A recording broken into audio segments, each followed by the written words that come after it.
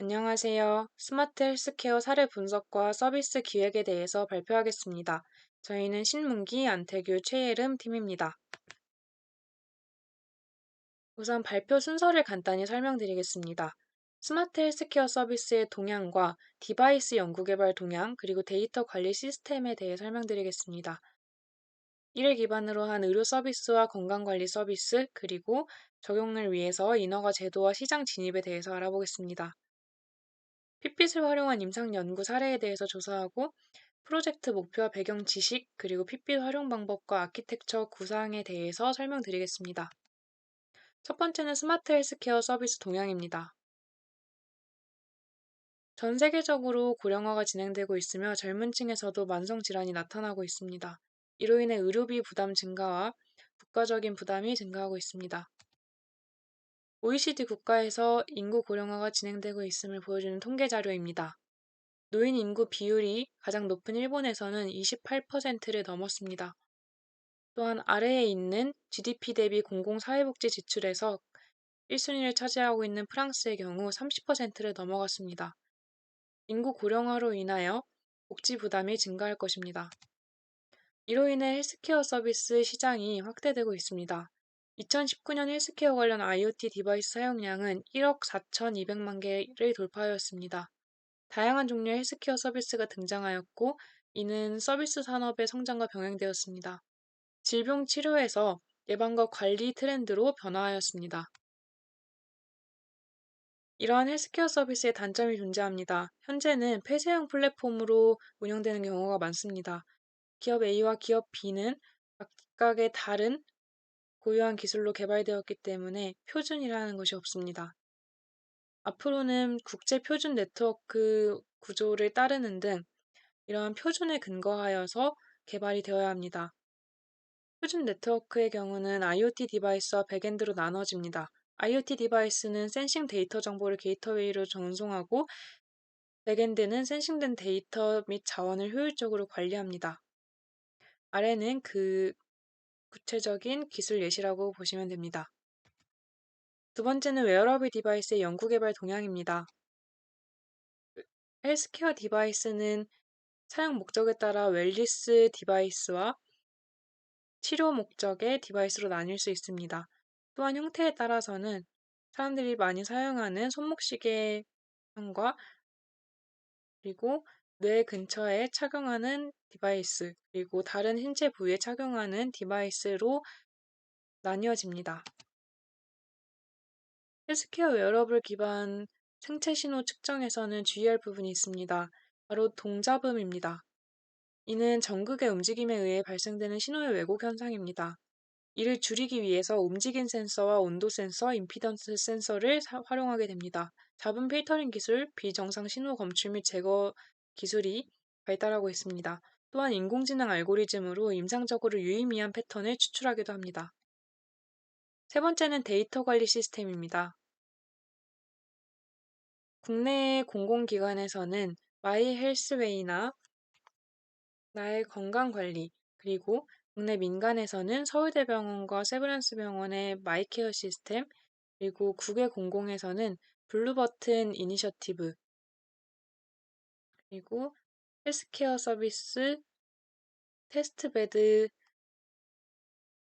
그리고 국외 민간에서는 구글피트와 애플사에서 개발한 헬스키트, 리서치키트, 케어키트 등이 있습니다. 네 번째로 의료 서비스와 건강관리 서비스에 대해 말씀드리겠습니다. 건강관리 서비스는 운동 및 활동을 추적하는 피트니스, 의료기술을 활용한 헬스, 수면, 스트레스, 체성분 등을 분석하는 웰니스가 있습니다. 헬스 분야는 규제에 의해서 조금 더 발전이 더디다고 볼 수 있습니다. 디지털 헬스케어 시장은 2019년 100조 원에서 2026년에 600조 원으로 성장 전망을 보이고 있으며 세계적 기업들과 국내외 벤처 기업, 스타트업 활동이 확대되고 있습니다. 기존의 디지털 기술인 인공지능, IoT, 웨어러블 디바이스, 스마트폰, 클라우드 컴퓨팅 등이 의료 시스템에 통합되고 있습니다. 또한 메디컬 트윈, AR 기술과 결합한 홈 피트니스 시장, 구독 모델 등이 현재 트렌드라고 볼 수 있습니다. 다섯 번째로 인허가 제도와 시장 진입입니다. 인허가 제도란 사용 목적 및 의도에 의해 분류되고 또 위해도에 의해서 분류됩니다. 위해도란 생체 적합성, 침습성, 기능 이상, 위급한 상황 감지에 대한 기준으로 평가되며 이 위해도가 높을 경우 식약처의 까다로운 심사를 받아야 합니다. 식약처 품목 인허가를 받은 의료기기는 병원에서 사용되기 전에 건강보험에 등재가 필요합니다. 실의료기술의 평가는 내외과적 시술 및 검사, 안전성과 유효성, 비용과 효과 등을 평가받습니다. 규제 샌드박스란 일정 조건하에 시장에 우선 출시하고 검증한 후에 데이터를 수집하고 합리적으로 규제를 개선하는 것으로 요즘에 웨어러블 기기에 많이 적용이 되고 있습니다. 여섯 번째는 핏빛을 활용한 임상 연구입니다. 심박수를 측정하는 마인드미디어 넥서스와 삼성 갤럭시 워치 핏빛 차지포를 비교한 것입니다. 이 도표를 통해서 핏빛 차지포는 안정적인 상태에 활동해서 심박수 측정 정확도가 높았고 반면에 삼성 갤럭시 워치는 심박수를 과대평가하는 경향이 있는 것으로 나타났습니다. 핏빛 임상 연구에서의 파이프라인입니다. 연구 질환을 선정하여 증상을 조사합니다. 뇌종양 환자는 일반인보다 잠이 늦게 자는 경향이 있고 낮 시간 피로도가 높습니다. 핏빛의 장점을 파악합니다. 검사 시간과 비용을 절약하고 스스로 자주 검사가 가능합니다. 임상 연구를 직접 합니다. 수면 품질에 대한 데이터를 수집하였고 결과를 분석해보니 수술 후 수면 품질이 향상되었습니다. 또한 앞으로 기대 효과는 지속적인 신체 상태 모니터링에 의해 활용이 가능합니다. 이를 바탕으로 프로젝트를 기획하였습니다. 저희 팀의 선정한 대상은 열사병입니다. 이로 인한 피해 사례와 증상 분류를 말씀드리겠습니다. 2003년에 유럽 폭염으로 5에서 7만 명이 사망했고 2019년 7월에 인도에서 100여 명이 사망했습니다. 2023년 한국질병관리청 발표에 따르면 온열 질환자 2,818명이 신고되었고 이 중 32명이 사망했습니다.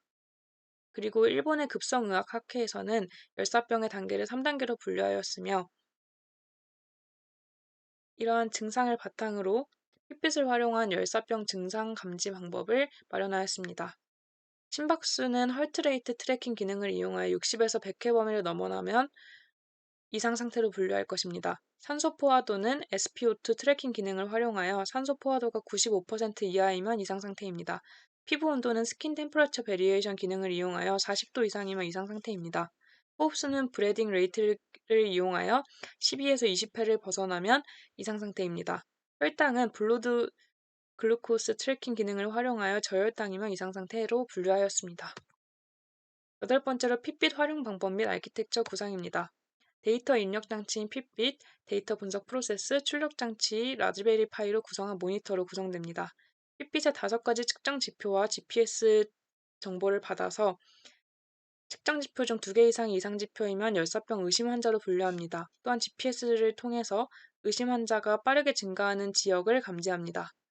마지막으로 출력 모니터에서 열사병 의심 환자에게 의식 여부 확인 알림을 전송하고 일정 시간 동안 해당 알림을 확인하지 못하면 유저의 위치 정보를 의료기관에 전송합니다. 해당 지역 유저들에게 열사병 위험 경보를 발송합니다. 발표를 마치겠습니다. 감사합니다.